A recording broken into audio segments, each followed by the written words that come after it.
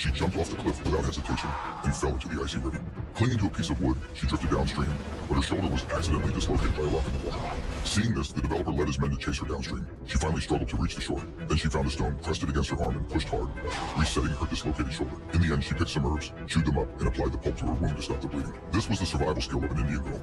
Using available materials, she made a bow and arrow, and coated the arrowheads with poison to prepare for the counterattack. She used smoke as bait to lure the developers' group here. Hiding in the dark, she drew her bow and shot an arrow, hitting a mercenary in the leg. The developers' gang raised their guns and fired, but hit nothing. They chased her trail to a suspension bridge, but she had already disappeared. They walked onto the bridge, unaware that she was hiding under it. She secretly cut the ropes with a knife. Just as several of them were about to reach the center of the bridge, she cut the ropes completely. Two mercenaries fell into the river, but the female mercenary tried to fight back. She kicked out, sending the enemy's knife flying, then locked her legs around the enemy's neck, causing her to suffocate temporarily. Finally, she kicked the enemy in the abdomen, sending her plunging into the river. The enemy soon swam ashore and discussed strategies to deal with her. She didn't kill them outright because she needed to follow them to find their camp.